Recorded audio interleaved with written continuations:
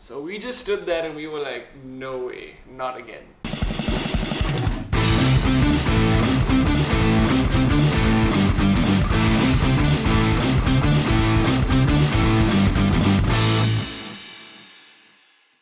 What is up, ladies and gentlemen? Welcome back to another vlog. Thank you guys for being here once again. This vlog is going to be slightly different. It's just going to be me and you, and it's just me going to talk to you about what went down last week. Something good, something not so good. I've always wanted to travel and shoot and get paid to do that. And for the first time in my life, this happened last week when I got to go to Guntur to shoot a project. And this is what I want to do for the rest of my life. Travel, shoot and get paid to do that. To go to as many exotic places as possible and create some incredible content. Unfortunately, I had a very gruesome experience which kind of killed my joy. And this is a bit of a rant, so if you're not into it, I'm sorry. So this story goes like this. I finally got an outstation project to go for, and this was in Guntur, which is in Andhra Pradesh. This happened last week, and if you haven't seen the vlog yet, it's somewhere here. So this is how day one went down. I woke up at 5 a.m, reached my office at 6 a.m, reached the airport at 7 a.m to catch a flight at 9 a.m. So we flew to Chennai, which is about an hour's journey, which is about 10 a.m, 10:30 by the time we were done. And we had a 3-hour layover for our next flight, which is at about 1:30, and that was to Vijayawada. And we eventually reached Vijayawada, which is about an hour's journey from Chennai by flight, at 2:30. After that, we had to take a cab, which is about an hour and a half, to Guntur. So we reached at about 4 o'clock, grabbed lunch. We drove another hour to where we had to shoot our project, which was about 6 o'clock. So we eventually started shooting at 6 a.m. and I woke up at 5 a.m. So it was a 12-hour long just day, and I was very exhausted, and I just think by the end of it I was feeling quite sick. So what I did was I got some dinner, got into the shower, got out and hit the bed because I knew I had to get in some sleep because I had an early morning the next day. But unfortunately I just couldn't sleep. My nose was blocked, my head was aching, and I was just burning up through the night. I barely got any sleep, and I kept waking up every hour because I was scared I'd miss my alarm because I was too sick. So then I did eventually wake up at 5, and we had a shoot which is in the outskirts of the city.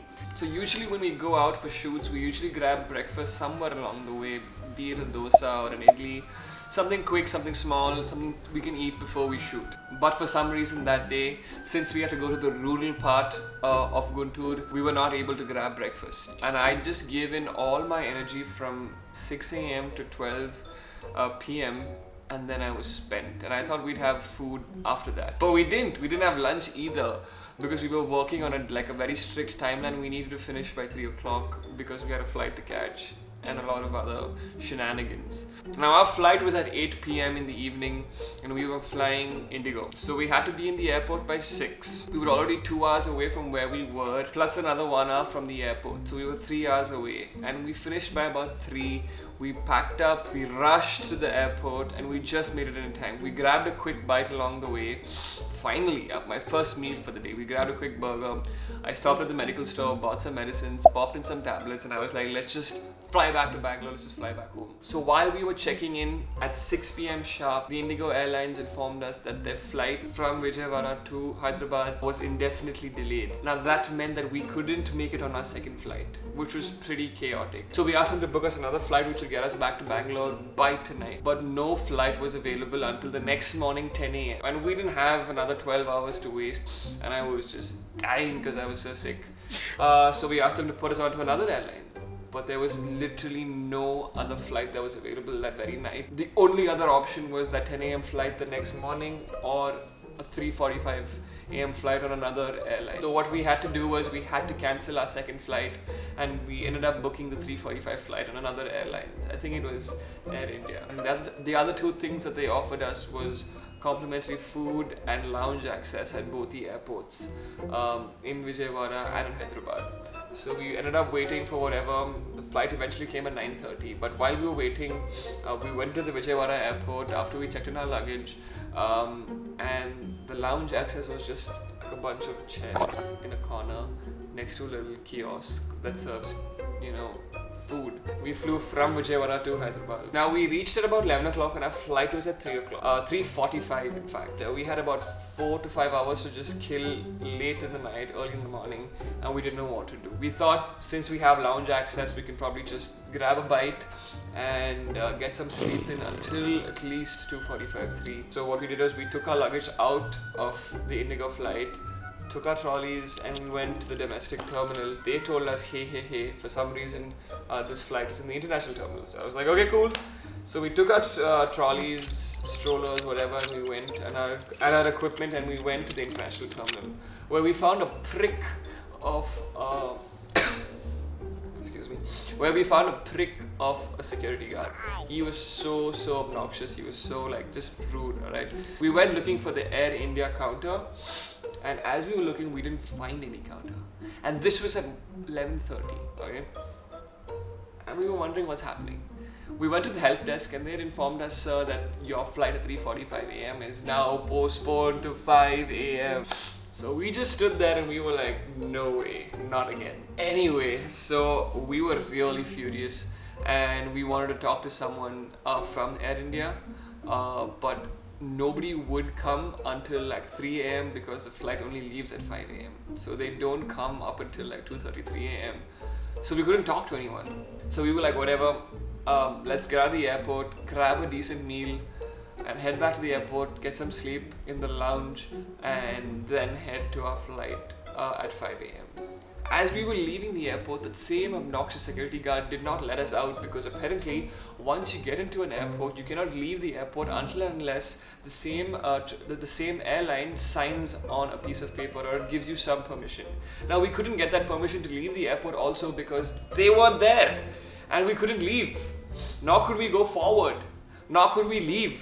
And there was nothing to eat at the airport other than a small little idli stall, which was not the best. So we ended up sitting on the floor for about 2.5 hours, just waiting.